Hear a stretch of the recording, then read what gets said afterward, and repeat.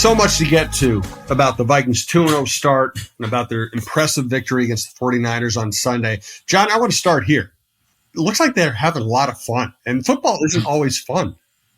Yeah, no, I think it's a good point. And I think that has been one of the strengths of Kevin O'Connell as a head coach since he arrived here is he just seems to have a way about him that does get his players to not only buy in, but to have a kind of light atmosphere within the locker room. And, you know, you see them celebrating after the games. Obviously, when you win, it's a lot more fun. But I think that sort of the way that KOC manages the temperature of the room is a huge thing for this team. And obviously just a stark difference from, you know, the Zimmer regime or the end of the Zimmer regime. And I think that, you know, you hear all the time about the Vikings scoring very highly on those union surveys about places to come to work. That's important in a 17-game season when you're putting your body into a car wreck every single Sunday,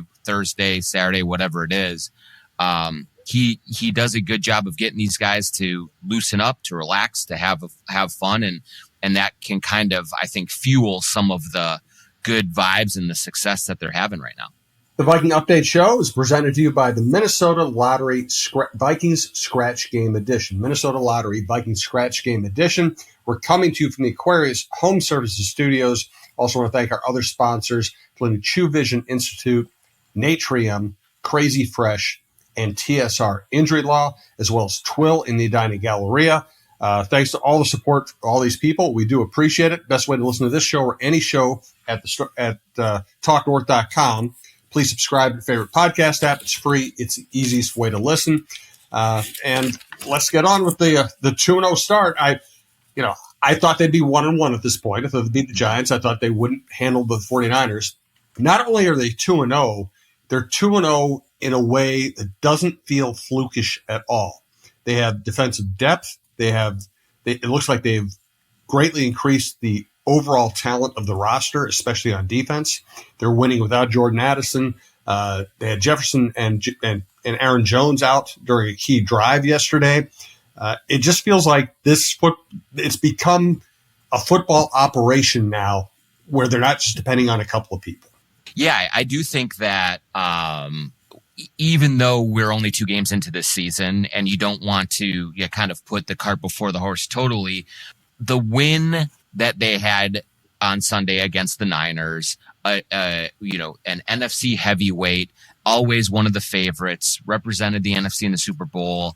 I think that it does carry a lot of weight because not only did they win that game, but were it not for a fluky Aaron Jones fumble right at the goal line, and even the Darnold interception was legit. That was just a bad mistake and play on his part. But they could have won that, handily.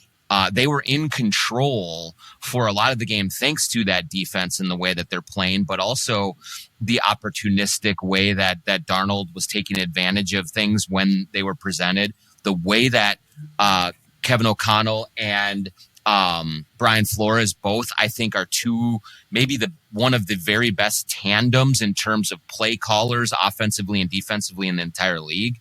So when you get a win like that, it certainly is a statement. I think we were all right to pump the brakes after the Giants win because I think the Giants are terrible. So how much could you really learn from a team in that situation? But they went out against the 49ers, and I thought there were 2 things that stood out. One is they seemed faster than the Niners. And 2 is they were never at any point really looked overpowered by San Francisco. There was a time in the fourth quarter where the defense looked a little bit worn down, and then the Vikings offense responded with a 14-play drive and kind of put the thing away. But for a team that prides itself on imposing its will, on beating people up and bullying them like the Niners do, the Vikings really stood up to that and were every bit as physical as the 49ers were. And so that's the kind of eye-opening play style that Kevin O'Connell talks about that really does get you to think, hey, maybe we did underestimate this team a little bit, because that was very, very impressive what they did on Sunday. No doubt. Van Ginkel has been a vital player for him the first two games. Grenard hasn't flashed, but talking to people, it sounds like he's doing his job. He just hasn't made the big play. Dallas Turner's made a couple plays. We have to see how his knee is, whether that's serious or not, but you can see the athletic ability. But then Patrick Jones and Ward, and I'll go back to this. Signing Stephon Gilmore. Yes. They have transformed the cornerback position from a major problem to a strength. We haven't heard Gilmore's name called because nobody throws his way. Shaq Griffin has stood up. Murphy has stood up. We haven't even heard much about the safeties because they haven't had to do much. Gilmore has been terrific.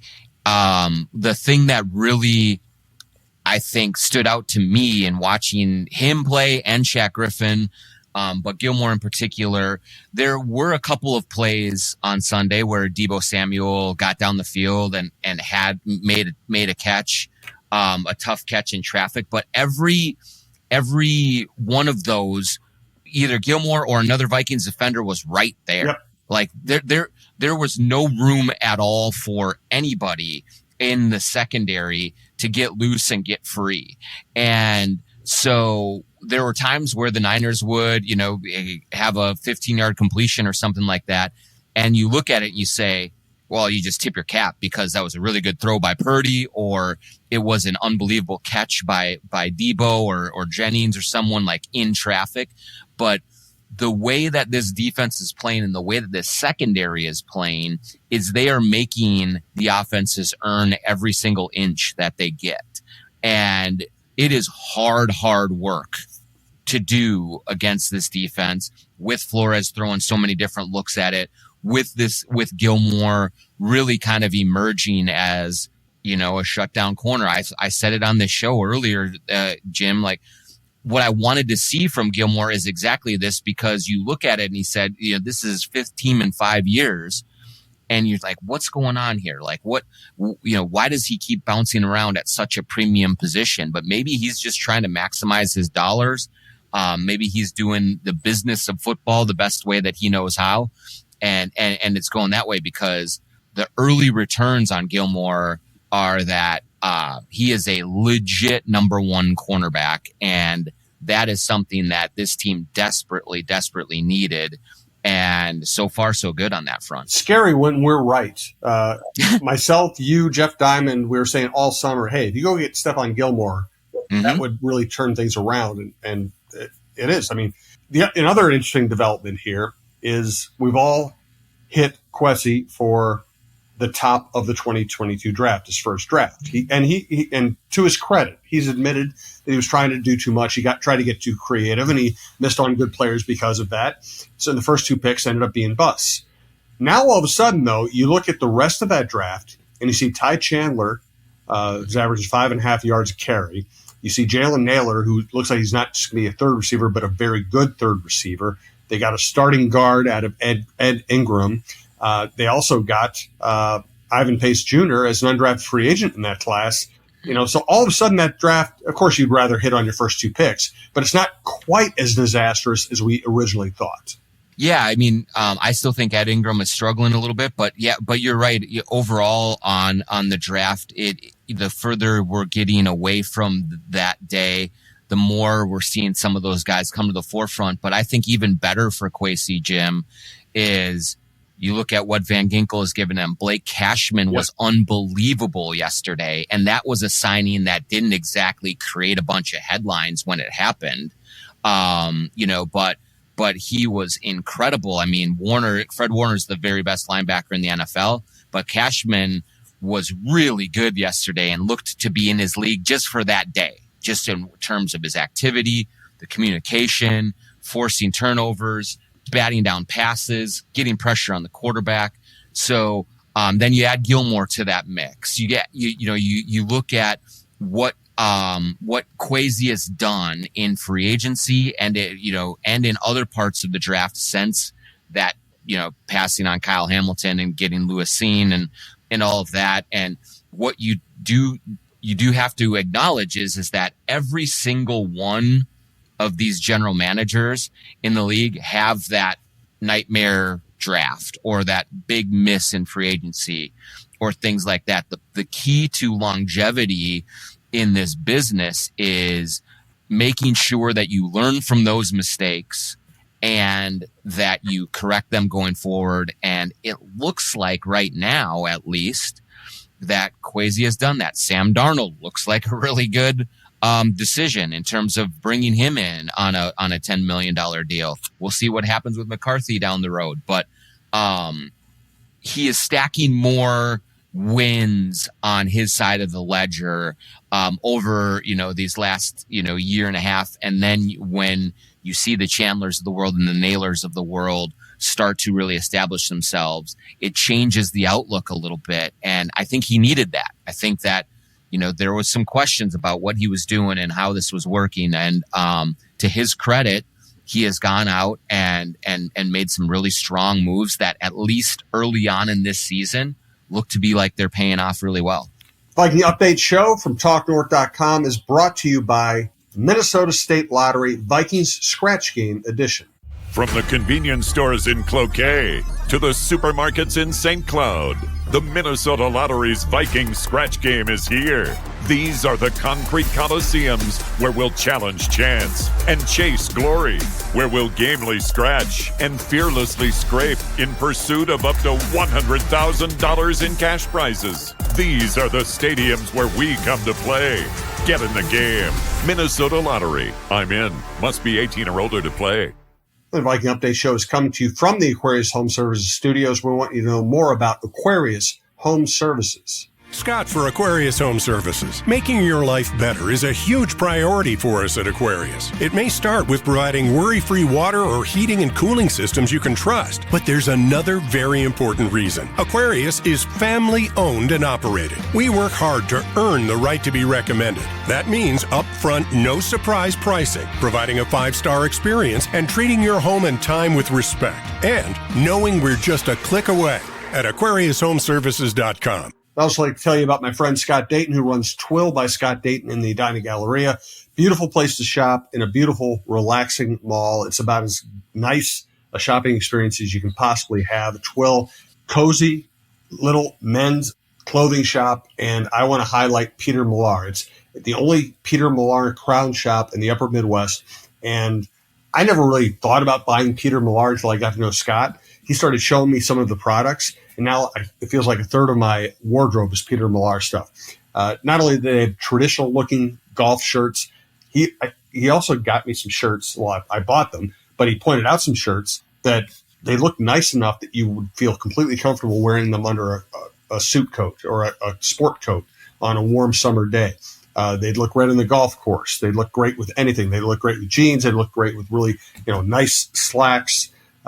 I highly recommend checking out Peter Millar stuff. He also does, they also have that new technology where even the dressy stuff they have, it feels like athletic wear. It stretches with you. It's great for travel because of that. It doesn't bunch up on you. Highly recommend Peter Millar. But if you go in to check out the Peter Millar stuff, you'll also find a lot of other stuff. Check out twillmn.com for all the information on the place. Sign up for the email alerts. They'll only email you if they're having a special event there. They will not spam you. But go there in person, tell them we sent you, and say hello to Scott for us.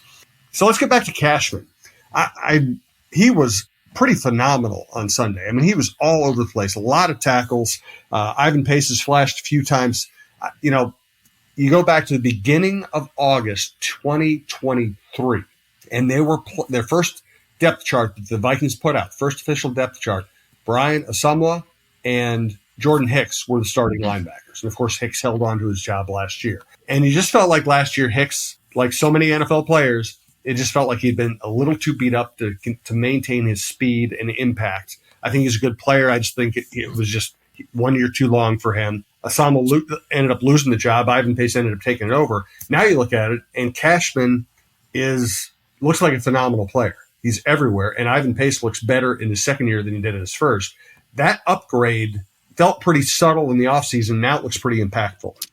Yeah, I think it's a good point because I do think when you look across the league at defenses and the way that they are constructed now with kind of trying to attack pass-heavy offense, impact linebackers. I think that just the way that they've had to evolve, you need to rush the passer, you need to cover. And so that is where the premium is put, defensive end, edge rusher, shutdown corner, and then probably also defensive tackle to stop the run.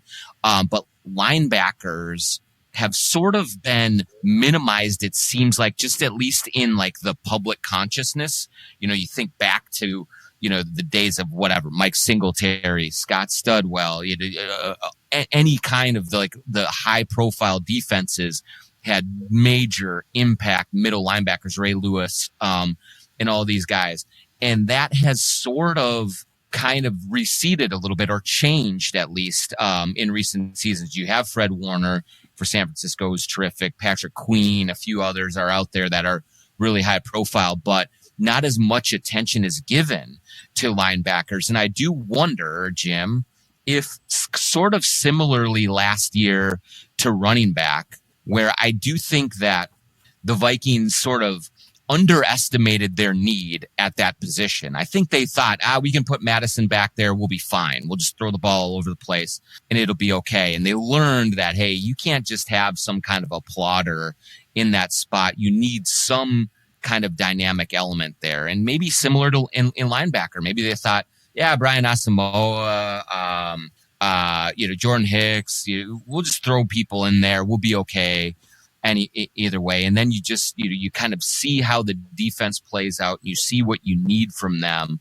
And all of a sudden you're like, you know what? Maybe we could use somebody with some sideline to sideline range. Maybe we could use someone who just really is a veteran and identifies defenses. Kevin O'Connell raved about Blake Cashman and just the way that he communicated to the rest of the defense and identified what needed to happen.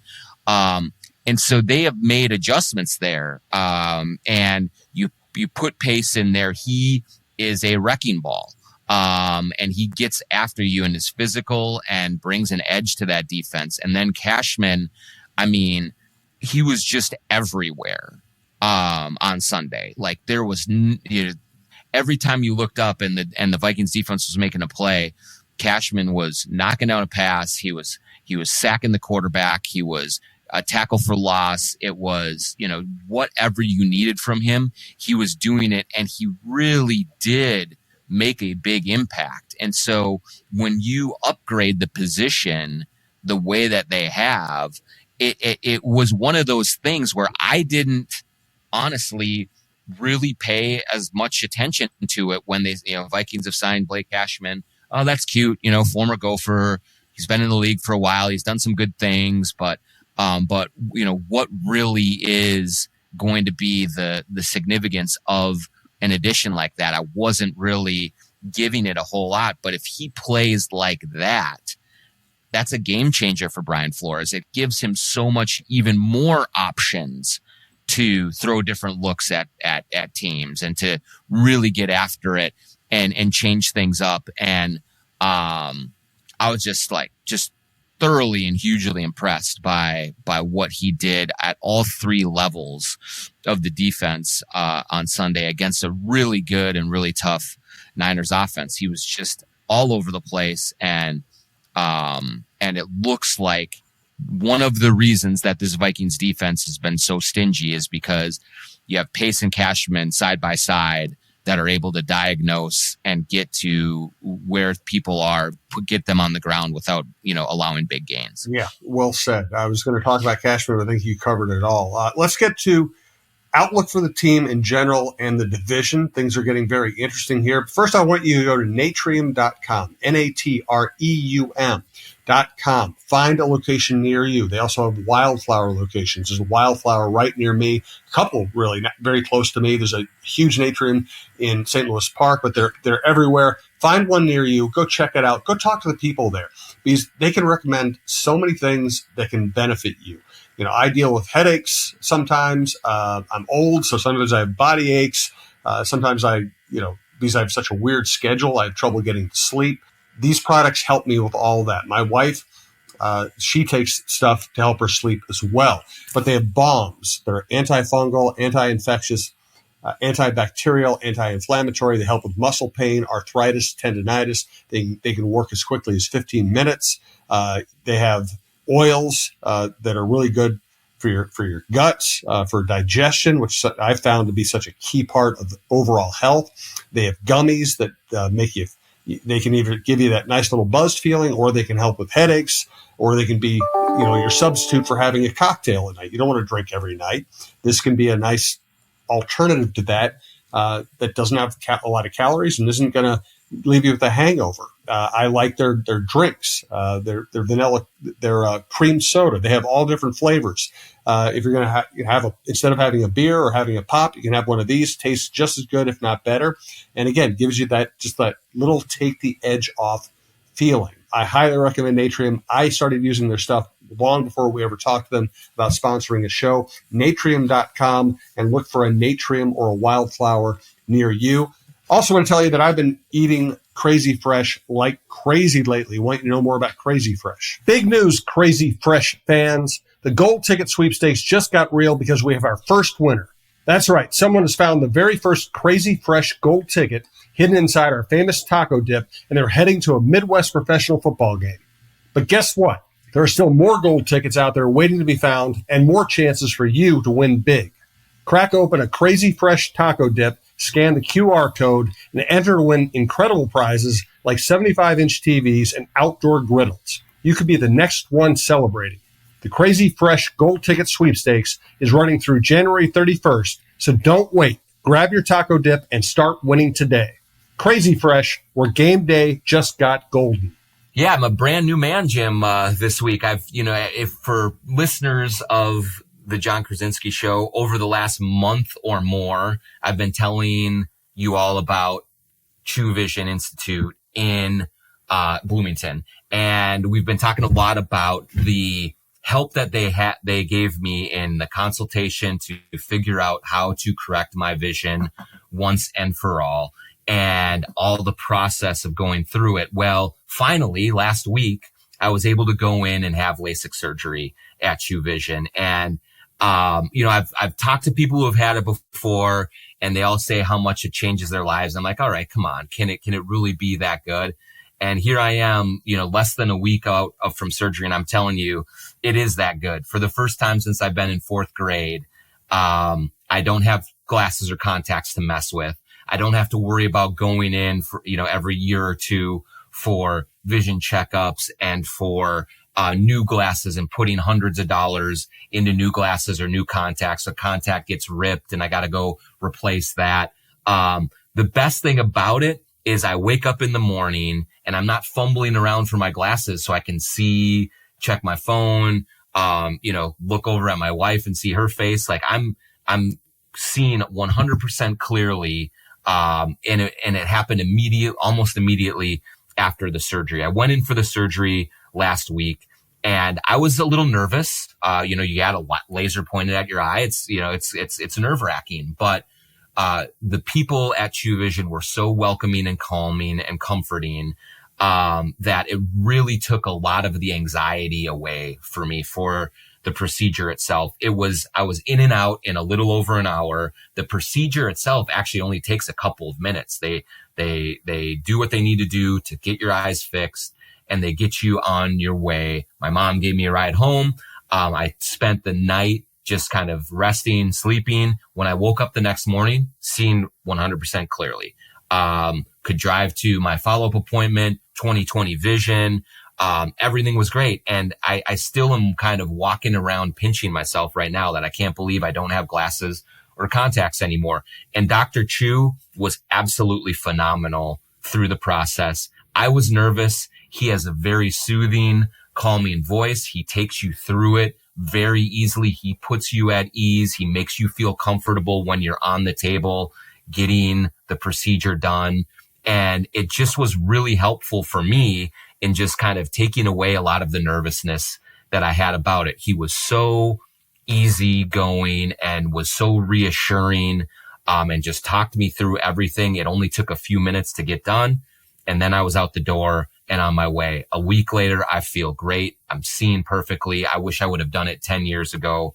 Go to truevision.com and set up your consultation. Tell them the John Krawczynski Show sent you. But honestly, I cannot speak highly enough about my experience there and about the results. It's just life-changing stuff. Last but not least, TSR Injury Law, Steve Terry. They've been supporting the John Krawczynski Show, the Viking Update Show, a lot of shows across the Talk North platform for a long time. We appreciate their support. They've been great to us. If you are ever injured, they will be great for you. They will not charge you unless they win your case. They win a lot of cases. That's why they're such a great Minnesota success story. It's why you see their billboards everywhere. It's why they hang out with Naz Reid. TSR Injury Law, 612-TSR Time, 612-TSR Time. So big picture now. To me, that they have established that they can beat a good team. They look well coached. They look like they have a good, deep roster. So what does that mean going forward here? They have changed my outlook on the season, along with the fact the Lions don't look unbeatable. The Packers already have a loss and have Jordan Love hurt, and Caleb Williams looks like he can't play in the NFL. So the division looks much more manageable than it might have a couple weeks ago. Yeah, I'll say, I obviously was, I think, more pessimistic going into this season. I think I picked, six wins. And clearly they're just better than that. I had questions about Sam Darnold. I had questions about the offensive line. I had questions about how they navigated some of the injuries. I had questions about how all these new faces would come together on defense. And after seeing the way that they played together as a group against the 49ers, I am changing my outlook. I still want to get a little bit more sample size before I go too crazy and just say, hey, sky's the limit, because they do have an incredibly difficult schedule that continues to come here. But when you look at what we have seen with the rest of the division, as you pointed out, the Lions are a little bit wonky right now, and they haven't found their groove. Jordan Love is hurt. The Colts, I cannot believe they lost that game, but they did. And so I think that that's still going to be a problem for the Packers in the next few weeks until he gets back, when they actually face a team that knows what to do when you're just lining up and running it all the time. And the Bears, Caleb Williams is a rookie, and he looks very much like a rookie. So the kind of concern about the Bears jumping up and even into third place, at least right now, doesn't look to me like they're ready for that just yet. Maybe they'll turn things around. Maybe Caleb Williams will settle in and they'll look a little bit different. But right now, as it stands, the Vikings do look like they have been the best team in this division for the first 2 weeks. And it's not just because they're 2-0 and no one else is 2-0 in the division. It's the way that they're playing. It's the way that Sam Darnold has really kind of locked in with this offense. It's the trust that Kevin O'Connell has in Darnold to allow him to make big throws in big spots. The 97-yarder, the 2-minute drill at the end of the first half, the long drive at the end of the fourth quarter. There was not one time in that game where Kevin O'Connell went conservative. And there's plenty of other coaches that would have been conservative. And, Sam Darnold's thrown a lot of picks in his career. So can I trust him? Kevin O'Connell clearly trusts him. That's a good thing. This defense is deep and talented and has an edge. And so they have just a lot of the things that are lining up for them to be a team that's going to be a factor in this playoff race for most of the year. I mean, I think that I've definitely seen enough in these 2 weeks to say, you know what? This is definitely not a team that's going to be 4, 5, 6 wins. This is a team that's going to be in the playoff conversation. And then we will see just how these pieces continue to fall into place to see if they emerge as even more than that, maybe over the next month of the season. That's where I'm at. I don't know about you. Yeah. Well, we all should know by now that nobody can predict the future. And I'm not going to make any crazy predictions. I'm just more optimistic. And I think this is going to be a much more fun season than I had anticipated. I'm kind of grateful for that. We talked about the fact that, Aaron Jones replacing Alex Madison looks like a major upgrade. it looks like Jones is perfect for this offense. The other thing is, last year they expected a lot out of KJ Osborne as the third receiver, and he actually regressed. He didn't play as well as he had the previous year when he was trying to earn his way. Jalen Naylor looks like a dynamic third receiver. He already has 2 touchdowns. He had the long catch down the middle, made a beautiful adjustment on a back shoulder throw between 3 defenders, and he got out and blocked for Justin Jefferson on the 97-yard touchdown catch. It looks like that's another place where they've upgraded. For sure. They just, for when you think about it, Jim, not just on that play or,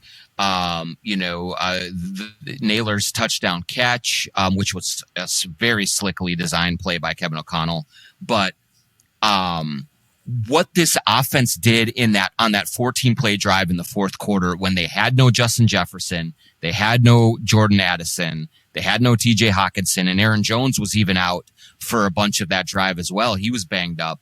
And yet they were still able to drive 60 yards and bleed a bunch of time off of the clock because of 2 things. Because Naylor is really fast and has stayed healthy and has that dynamic ability, because Sam Darnold seems to have a command of this offense in a way that I think is unexpected for someone who is so new in this offense, even though he was there in San Francisco and had ran similar things, but these are all new people that he's acquainted himself with, and he looks really comfortable.